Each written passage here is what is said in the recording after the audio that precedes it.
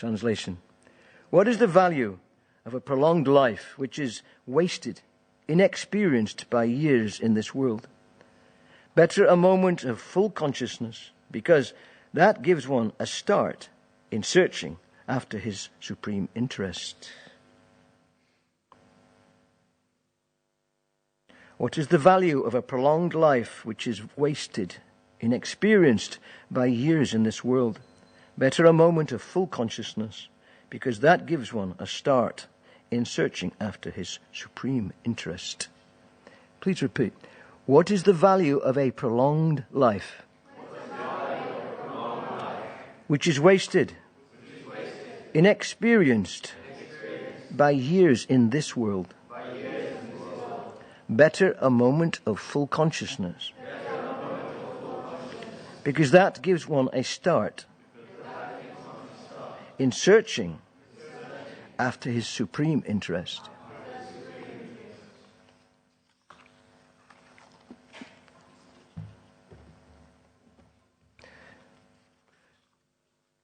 So Prabhupada's purport, as always, gives us some guidance as how to perceive and how to view the verse in question.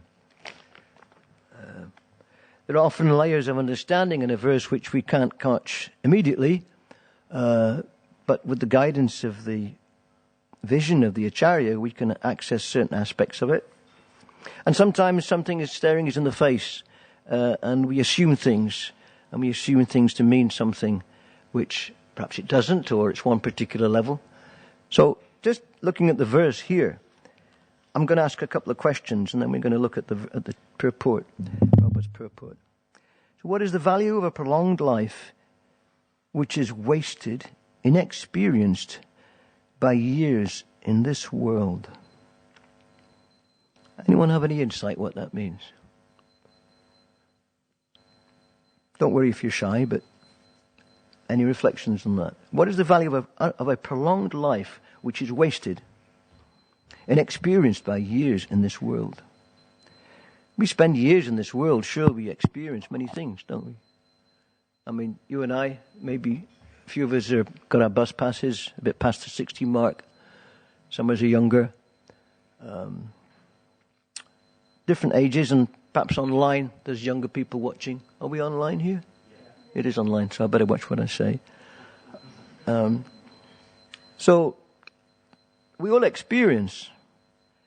But what does Prabhupada say? Inexperienced by years in this world.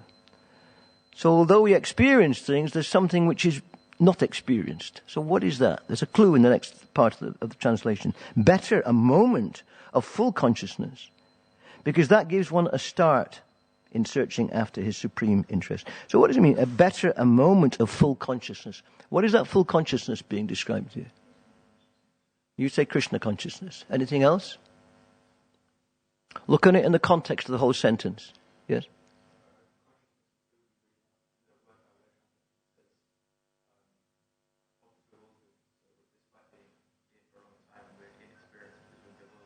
Yes.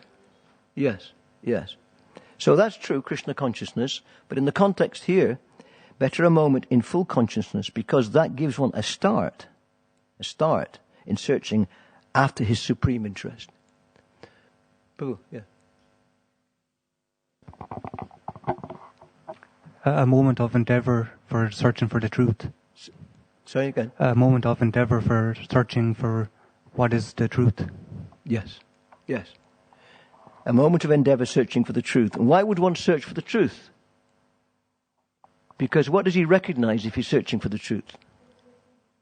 That he's wasting his life. That he's in ignorance. So this full consciousness being described here, of course, you could say there are different levels of full consciousness. But to become aware that I'm suffering, aware that I don't know, is the beginning of the steps in God consciousness. It's important, because when I first read this verse, I thought, a moment of full consciousness means Krishna consciousness. No, that's the goal. But before one can reach that goal, one has to recognize that one's in ignorance and have the humility to approach those who do know. Because as Prabhupada explains in the purport, there are many living entities who live for many, many years. The prime example is the trees, some of the trees. In this country we have oak trees which live for 400, 500, 600 years. In some places, North America, the sequoia trees, the redwood trees, they say 5,000 years. Imagine being in a tree body for 5,000 years. And they just go straight, like a few branches at the top. Big, fat, big tree. Robust tree. They sleep. But still they're conscious. They have some consciousness. They have to tolerate the heat and the cold and people cutting them and chopping branches, and etc., etc. And from what modern botanists tell us, they even communicate with each other in their own special ways. So every living being has some way of communicating. He has some perception, some level of consciousness, which we cannot conceive of. A microbe, what consciousness does a microbe have? But it has consciousness. To some degree, it's aware. We've come up from those levels of consciousness to human life. And having come to human life, it's very important that we don't simply... I mean, modern science and medicine is claiming, we're going to make man deathless, we're going to prolong your life, keep going, keep going, keep going. At the same time, there's depopulation programs, so what the hell's going on? It's say one thing and do another. This is the nature of the material world. Cheaters and cheated. I say one thing and do something totally different. So anyway, let's go on to the purport, because Prabhupada explains this verse very nicely. And it's one of a sequence, of course. These three verses, this is the third in the sequence, the importance of the Bhagavatam as being the incarnation of Godhead in a literary form. And then the next verse, previous verse, is about the importance of chanting the holy name. Both of which Srila Prabhupada came to the West to establish. His Guru Maharaj, Srila Bhaktisiddhanta, told him to translate and print and distribute these books in the English language. But along with that, who can understand the Bhagavatam if we're not chanting properly? Many scholars, they study Bhagavatam. The key is the grace of the Lord, and that comes from chanting the holy name. So Srila Prabhupada's purport, we'll look at this. Purport by His Divine Grace, Srila Prabhupada. Srila Shukadeva Goswami instructed Maharaj Parikshit about the importance of the chanting of the holy name of the Lord by every progressive gentleman and lady, of course, not just gentlemen, but gentlefolk in general. What is a progressive gentleman? Any feedback on what that might mean? What is a progressive gentleman? Or progressive lady? Progressive person? What's a progressive way of life? No ideas. Govinda. Yes, progressive. As opposed to modern material progressiveness, which is actually degressive. Yes. Liberal progression. Or conservative progression, or any left, right wing, any kind of progression in the material world is actually... Yeah, I mean, it sounds like a cool word that everyone uses, right? Yeah. I'm a progressive. Yeah. It's a very misused word. Progressive gentleman. So a gentleman or gentle lady or someone of good habits and good character. That is needed. But even the people of bad character can chant, and the chanting will purify their character.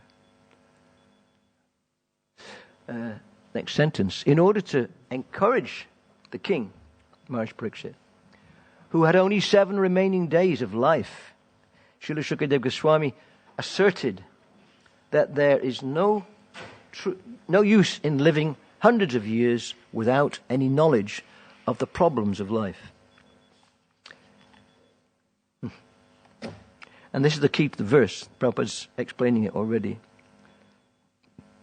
There's no use in living hundreds of years without any knowledge of the problems of life. So despite the so-called progressive, so-called civilization, culture that we live in, people have no idea of what the actual problems of life are. And that's the hallmark of an intelligent person. He actually recognizes what the problem is. You can't solve the problem unless you recognize the problem. And the real problem is repeated birth, old age, disease, and death.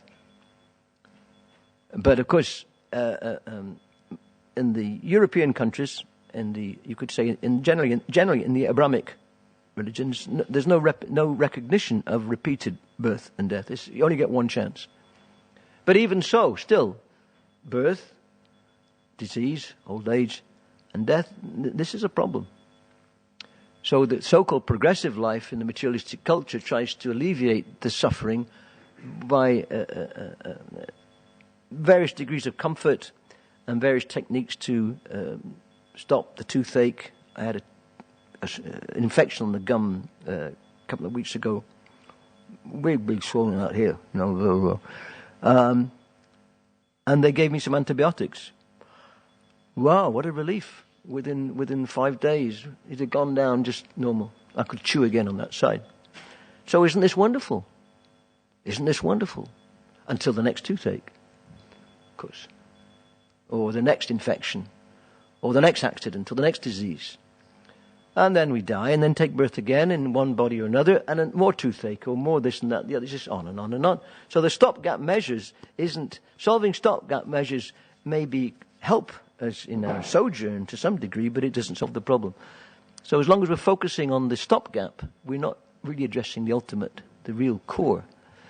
And the reason for our repetition in birth, old age, disease, and death is that we don't recognize or acknowledge ourselves as spiritual beings. We think with the body, we think with the mind. So we facilitate the body, the senses, the mind, and think that's progress. But Prabhupada says here, better to live for a moment with full consciousness of the supreme interest to be fulfilled. Better to live a moment with full consciousness of the supreme interest to be fulfilled.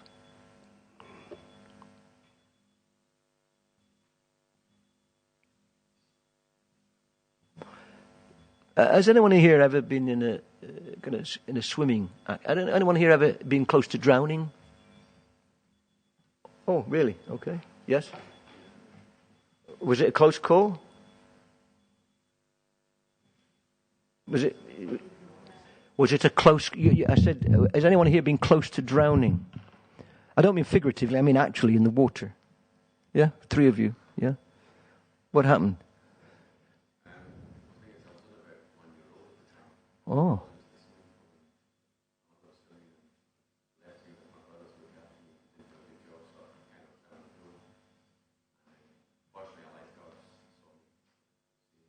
Right. You were 1 year old. So were you don't remember if you were panicking or not, or no?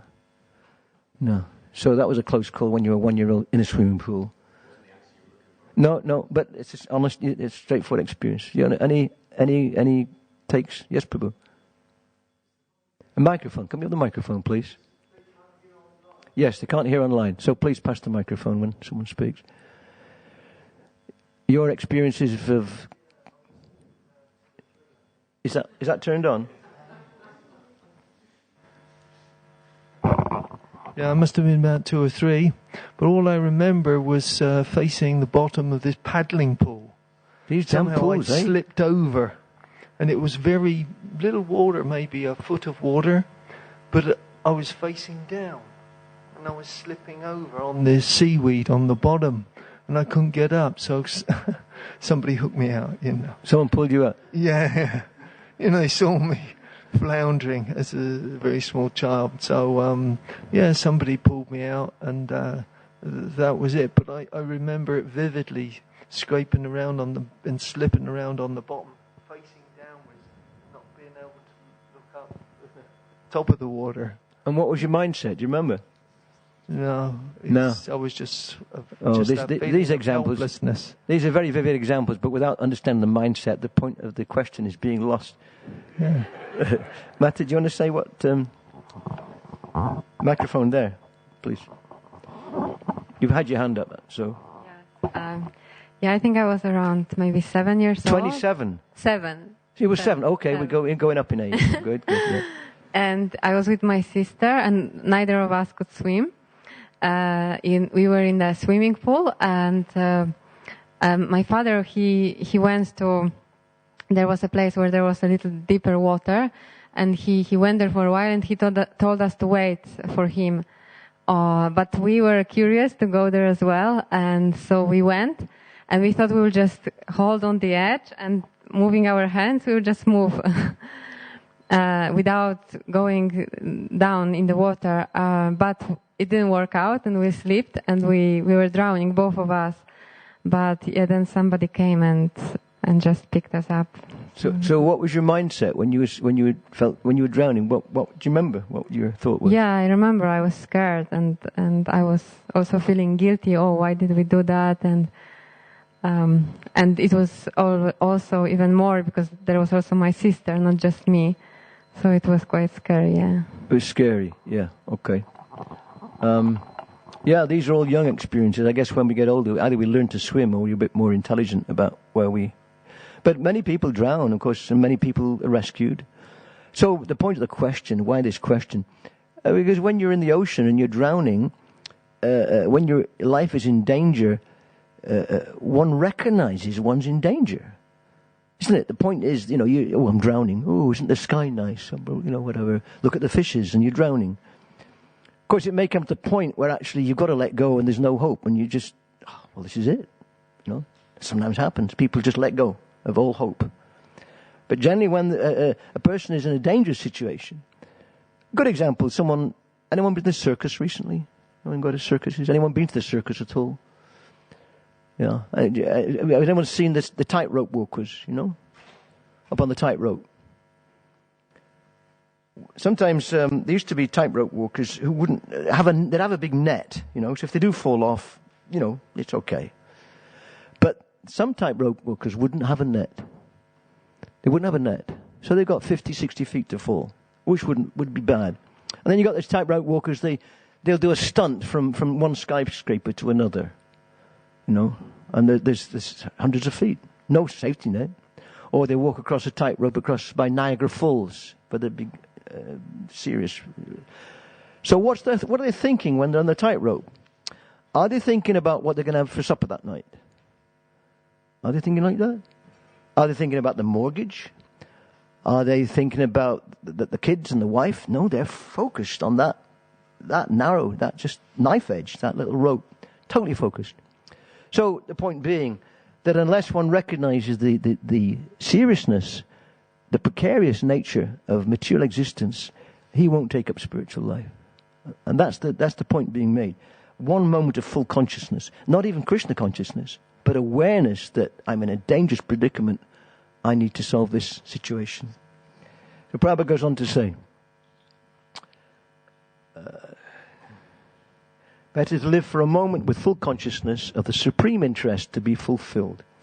The supreme interest of life is eternal, with full knowledge and bliss. That's the real interest. But in material life, conditioned life, we've forgotten we're eternal. We think we're the body. We're full of ignorance, and we're not blissful. We're suffering from various mental and sensory ailments and sufferings.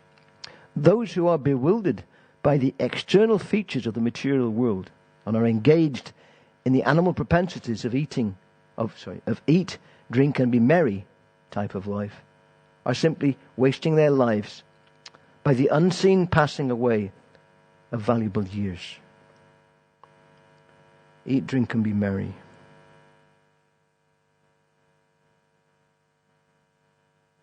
Well, devotees eat, drink, and be merry, don't we? Aren't we merry sometimes? Huh? And we, eat and drinking, but of course, it's all in Krishna's service. On Saturday night Harinams, we see a lot of people eating and drinking and being merry, especially down Soho area, centre of London.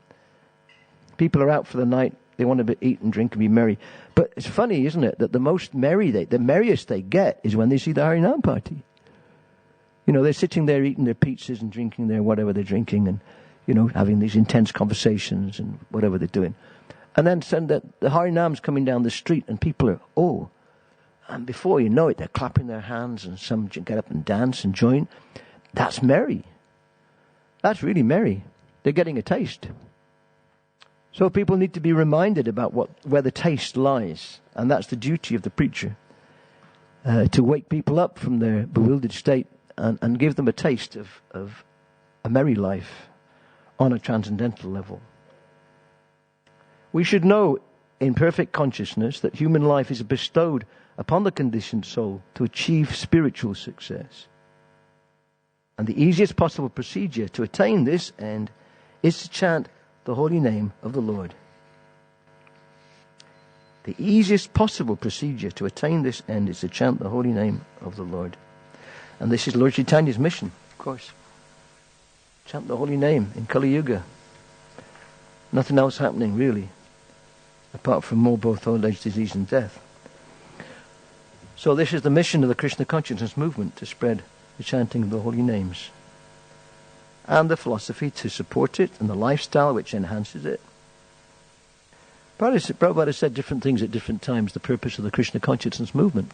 One of which was to bring one to the point of offencelessly chanting the holy name. Shri Shri Radha Gokulananda ki jai.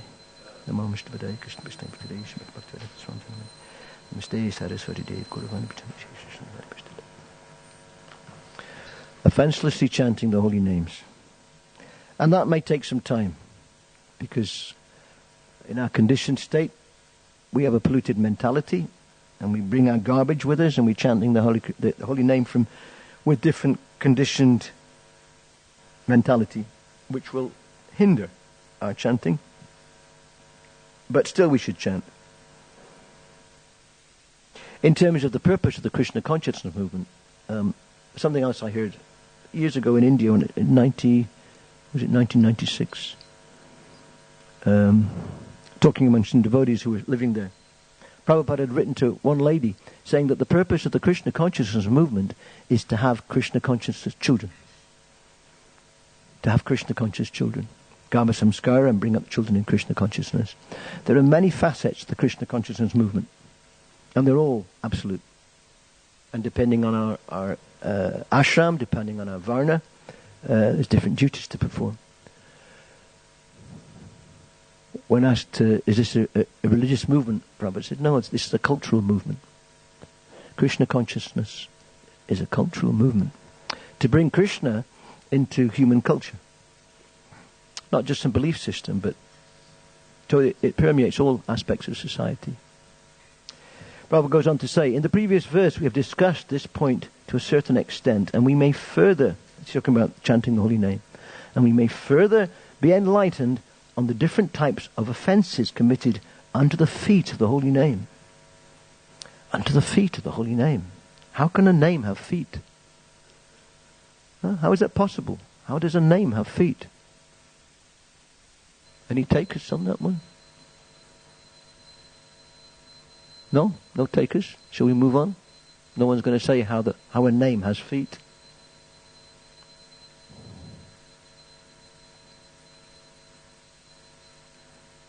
Come on. Why how's a name have feet? The holy name. The feet of what does Prabhupada mean? The feet of the holy name. Is it the serifs at the bottom of the letters that is the feet? Is that what the feet are? Prabhu.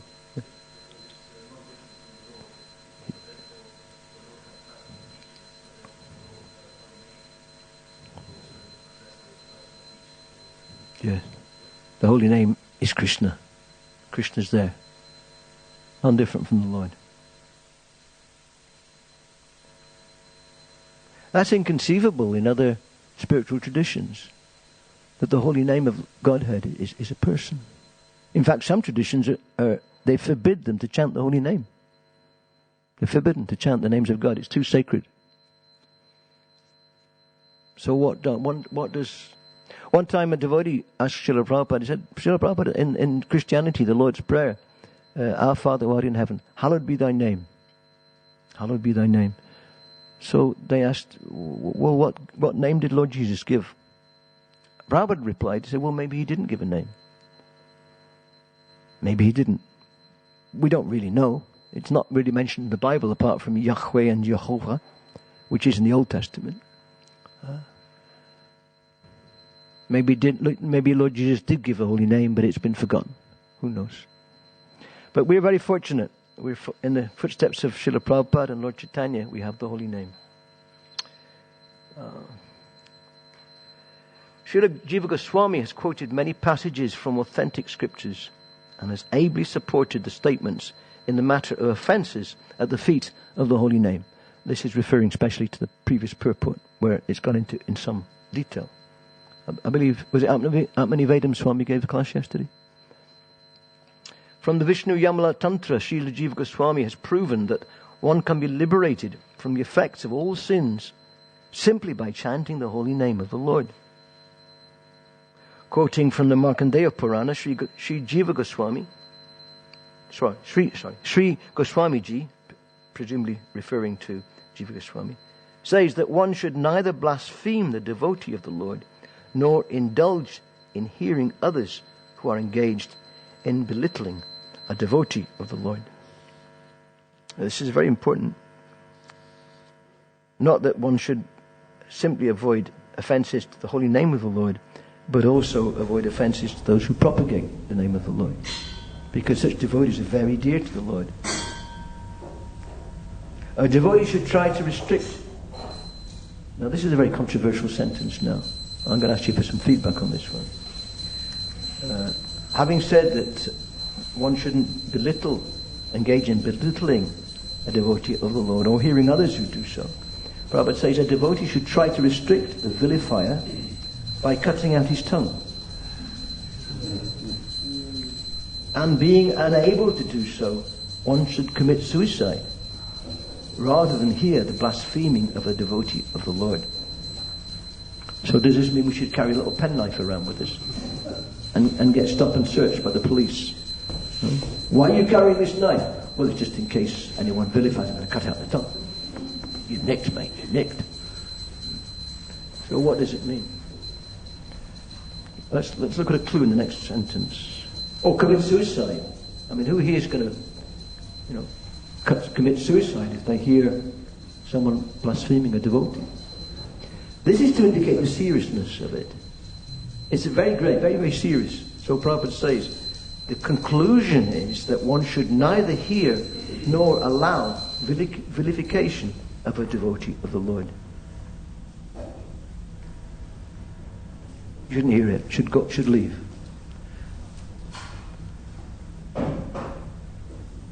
What a contrast. Jayananda Prabhu, a wonderful devotee, a pioneer of Rath Yatra.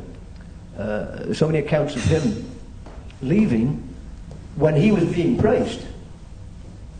Anyone glorify or praise, offer appreciation of Jayananda, he'd leave the room. Now, I don't know about you, but I tend to hang around and, oh yeah, hey, yeah. Come on. No, really, Prabhu, no, but really. My ear's there, so we like to be glorified. And sometimes we're upset with someone or something, some devotee, and we'll start to speak ill of them. Doesn't mean to say that we shouldn't recognize that there's perhaps some issue involved, but we don't criticize the devotee. We say, hate the sinner, not the sinner.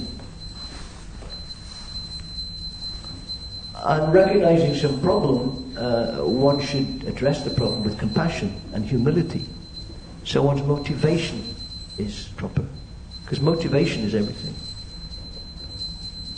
As we give the example, we don't offer banana peels on the altar to the Lord. Do the pujaris ever find banana peel on the fruit offering? But was it not Uddhava, who was so much in ecstasy, he peeled the banana off of the skin and threw away the fruit. And it was offered with such love and devotion, his ecstasy was getting in the way of his perception. And Krishna accepted and relished it, because he relishes the love. So motivation is everything. So in criticizing others or recognizing some issue, first of all, it might not be our business. Secondly, being neophytes on the spiritual path, it's very... Casting my mind back to my early days in the temple, chanting was very blissful. The whole process was blissful. But as the years went by, and I began to think of myself as making a little advancement, I took it upon myself to start, well, he's this and that, and criticism. First of all subtly, and then this and that. And actually it cripples one's devotional creeper. One loses a taste for chanting because of criticism. As a younger devotee, try and keep that innocence, that innocent, childlike approach is very important to nurture and hold on to that. Krishna gives you a taste. Krishna sees innocence. Of course, it might be a managerial duty to recognize when things are going off course, and that needs to be corrected. And we may see something going on, some mission drift or this or that. Doesn't mean to say we ignore it. But again, it has to be approached with an attitude of compassion and concern, and not simply to enjoy criticizing.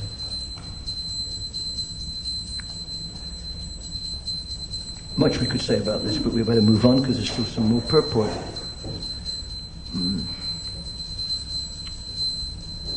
As far as distinguishing the Lord's holy name from the names of the demigods, the revealed scriptures disclose that all extraordinarily powerful beings are but parts and parcels of the supreme energetic, Lord Krishna. Except for the Lord himself, everyone is subordinate. No one is independent of the Lord. So what is Prabhupada referring to here? He's talking about considering the names of the demigods to be equal to or greater than the name of Lord Krishna. And here Prabhupada refers to Bhagavad Gita verse. Yad yad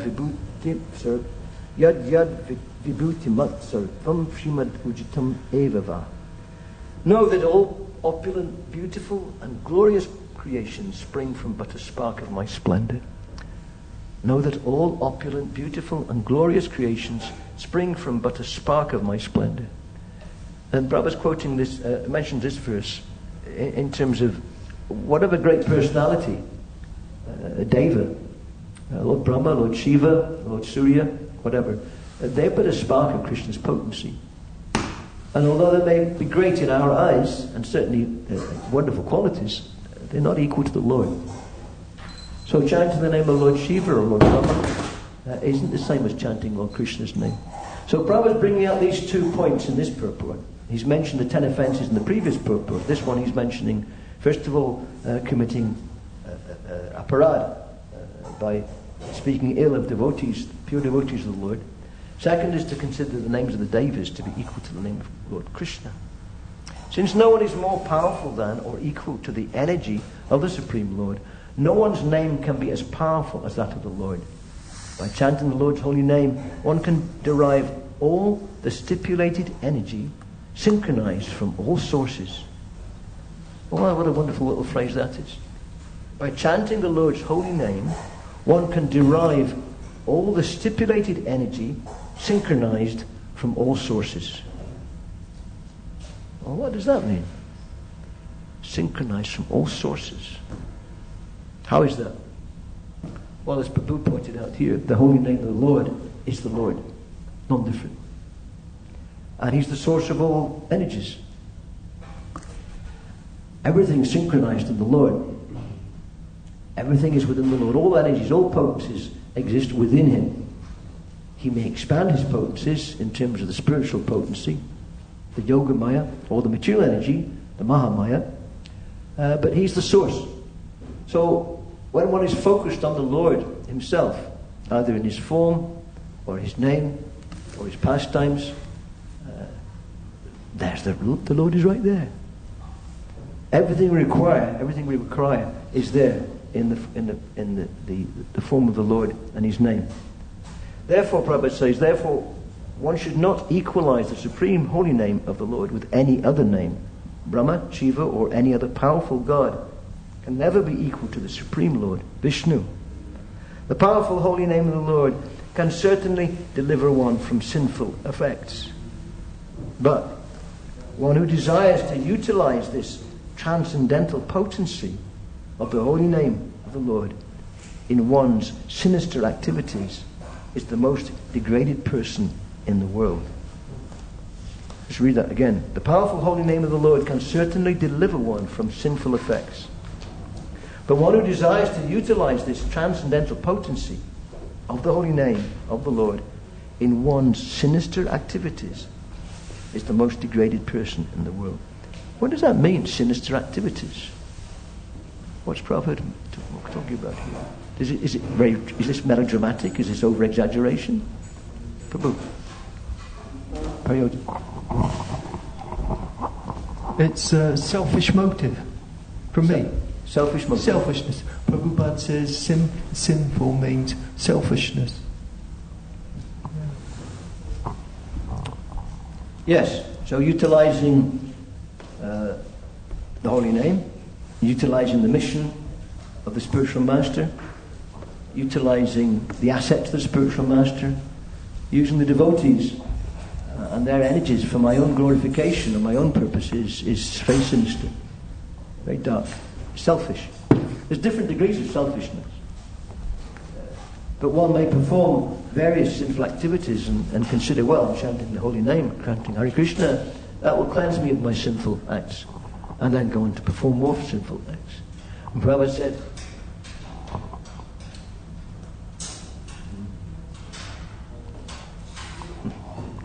it's the most degraded person in the world. No integrity, no honesty. And for such a person, their spiritual progress will be very, very slow. Very slow. Prabhupada used to say, chanting Hare Krishna, you can be Krishna conscious in a moment. Or it may take 10,000 years. So that depends on our intensity and sincerity. Was it yesterday the disappearance of Banshidas Babaji? Was it disappearance day? And reading about him, who was couldn't possibly put him in any material category. He was a total transcendentalist who defied all material analysis. He was another dude. But he was asked by one gentleman, how can I attain love of Krishna? And Banshidas Babaji, he replied with one word. One word, just one word. He said, weep. Weep. You have to cry from the core. One has to cry from the core of one's heart to Krishna. One has to, ardent desire, earnest sincerity. One has to come from a very, very deep level. Just one word, weep.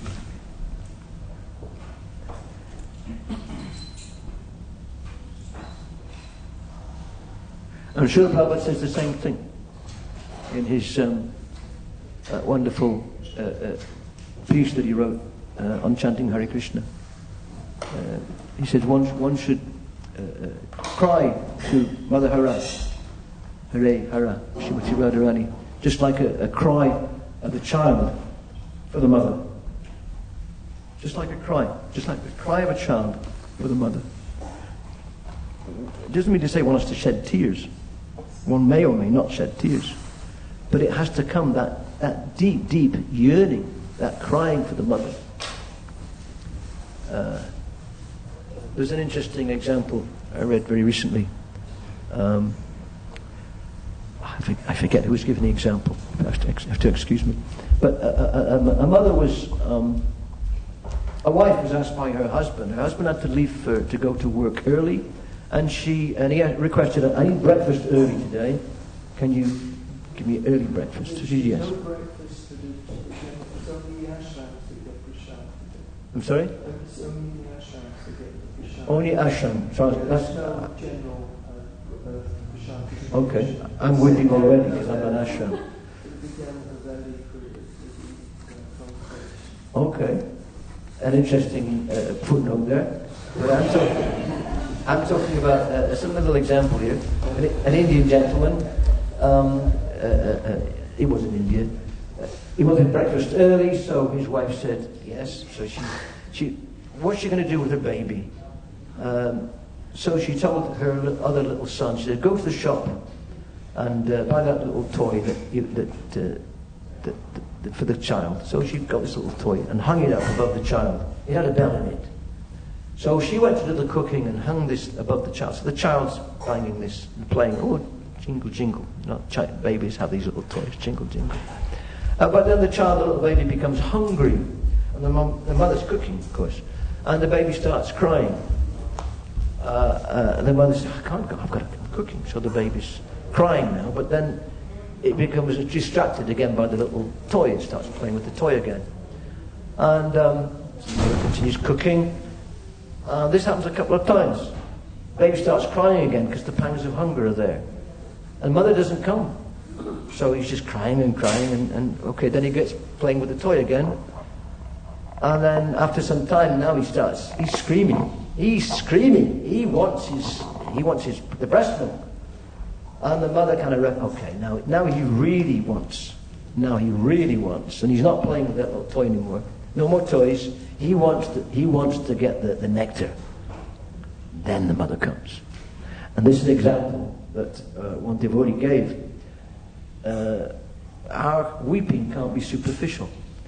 Our desire for Krishna's mercy, the mercy of the Acharya, Nityananda, Lord Chaitanya, Srimati Radharani, Krishna, it can't be shallow. It isn't a show. It has to be deeply felt.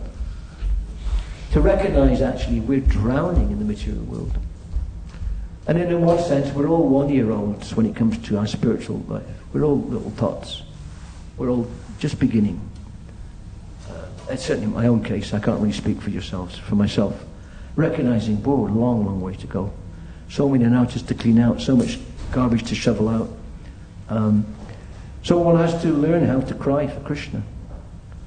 Not in a sahaja way, but in that earnest sincerity, that deep recognizing this need. And this is the moment of full consciousness, to recognize my actual situation. Prabhupada used to say, first be conscious, then be Krishna conscious.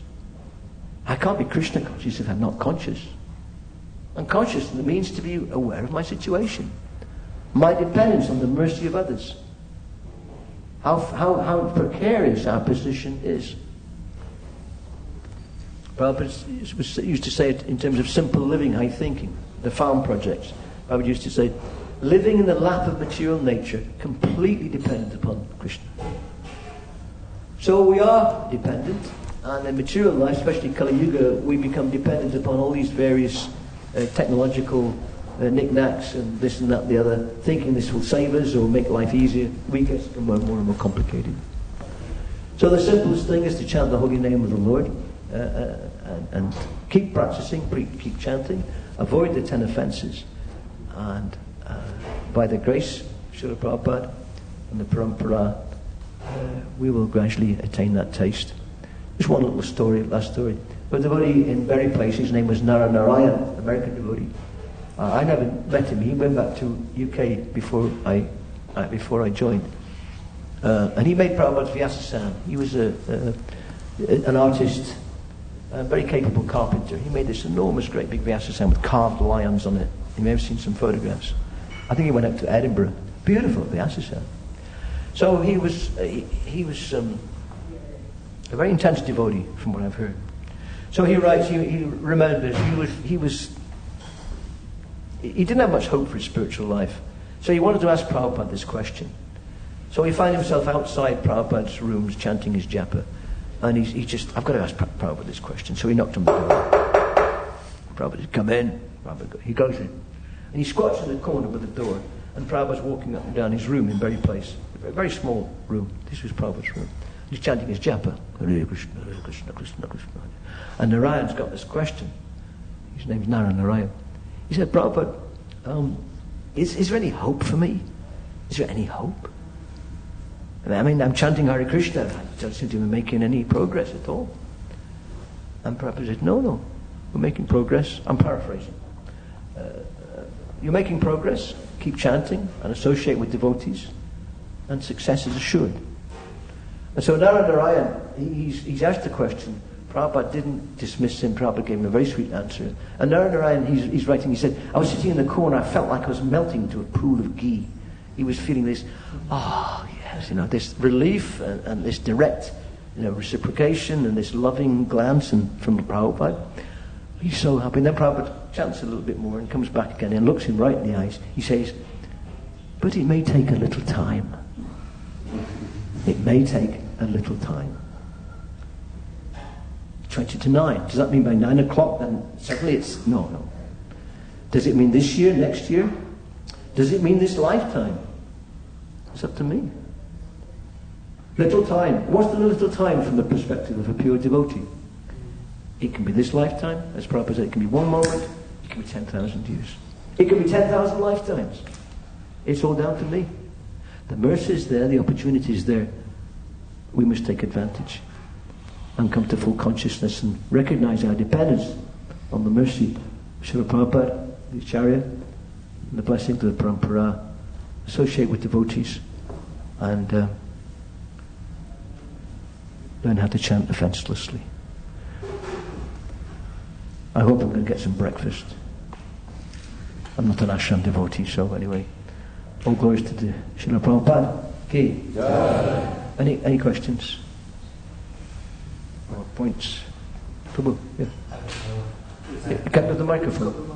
Microphone. Thank you. Just mention your name so people can hear who's... Hi Krishna, I'm Guru Das. Guru Das. Got a question. Thank you. A wonderful class for me to hear. What's your thoughts, Prabhu, if you'd like to expand on this statement, to be conscious before Krishna conscious? I'm sure that many devotees may have gave their explanations and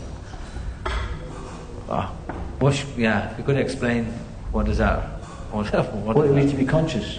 Just that whole statement, before, Thank you. Let me give you an example. Srila Prabhupada had a goblet. It was a kind of cone-shaped goblet, and whenever Prabhupada was, usually his drinking glass had a little cover on it.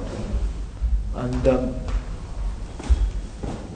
it was perhaps in India this happened, and Prabhupada was sitting at his desk, or perhaps with darshan on the roof, I don't know, but Prabhupada wanted some water, and a devotee sitting there, he came forward, took Prabhupada's water jug, and began to pour it into Prabhupada's goblet, but he hadn't taken the cover off, and there was water everywhere, and everyone sitting there was a little surprised, and Prabhupada kind of chuckled and said, just see, I can't remember exactly what Prabhupada said, but that's an example of being conscious. It's a very simple thing, you know. There's a devotee, shaven head, neck beads, dhoti, he's chanting Hare Krishna, but he's not conscious enough to take the lid off the cup to pour in the water. It's simple, really.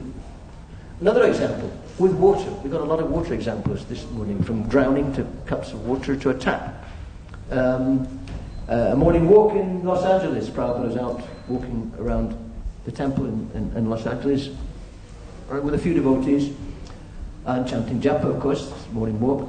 And one devotee leaves the little gathering, walking with Prabhupada, crosses the road and turns off a tap which has been left on. It's someone's house, who knows? Someone left the tap on. He went to turn off the tap. He comes back, Prabhupada said, this is Krishna consciousness. So is that Krishna consciousness or consciousness? It's varying degrees of consciousness. But I won't be aware of the supreme absolute truth if I'm not aware of what's going on here, right here. Because I may be on an Uttama Adhikari level and have an entirely internal dialogue with the Lord and be unconscious of my externals, but I'm leaving the externals for a much, much higher level of awareness. But I shouldn't be kidding myself that because I'm going through the motions of an internal process of chanting, etc., it isn't necessary to be conscious of my externals. As Sri Upanishad said, one should cultivate knowledge of nescience and transcendence side by side in order to attain the supreme destination. One needs to be conscious of the world. You're living in the world. If you're driving a car, you drive a car? Yeah, I drove it from Leicester this morning. Were you conscious? Yeah? Were you conscious of the traffic lights and the highway code and the people? Yes. Hare Krishna, Krishna, Krishna, Krishna, bang, bang, bang, Krishna, Krishna. No one has to be conscious. That's a gross example. But one has to be conscious of one's, situation, surroundings, and one's dealing with others. I don't think that answers your question, but it's a big. Yeah, that's very helpful, bro. I guess just to expand on that, regarding dirt within the heart. I guess I've spoken to devotees, and some devotees just carry on the Krishna conscious process. And I've also heard some devotees really make a concerted effort to really look at what's within the heart. So both sides sound good, but maybe it's my very black and white way of thinking. But I guess that question comes up about how conscious we should be even of our feelings and what's really going on in the heart, and at the same time let the process work. So I guess it's a little something I'm still not sure on. Well, we may become aware of our shortcomings, but dwelling on our shortcomings will be, one can become very, neurotic and it can be detrimental. Having recognized one's shortcomings, one has to recognize that only by taking shelter of the Acharya, it's by mercy that we become purified. I can give up my bad habits, but the seeds are still there. But as we advance in Krishna consciousness, the seeds themselves become fried. They become, the actual desires become destroyed. Our bad activities and bad habits and bad thoughts are a result of the seeds which are there. And we may ignore the thought or give up the bad habit, but until the seed itself is destroyed, it's going to come up again. So one of the issues of chanting is if we're chanting the holy name of the Lord and we're still attached to our bad habits and thoughts, the danger is we will actually nurture and water those seeds, and they grow and strangle the creep of the holy name. Because Krishna's saying, well, he's chanting my name, what does he want? What does he want? He's chanting Hare Krishna, what does he want? He wants that, give him it. Chanting Hare Krishna, you want this and this? Well, Krishna gives it. But Krishna doesn't give himself until actually crying and recognizing our complete dependence on the mercy of his pure representative. And that's why it's so suicidal to be blasphemous or critical of the pure devotee Vaishnava, because it's our only line. It's only our only line of hope. Thank you. Yeah, thank you, Sakshi Gopal. Thank you, Gurudas. May you have a safe journeys and remain conscious. Hare Krishna. Srila Prabhupada ki.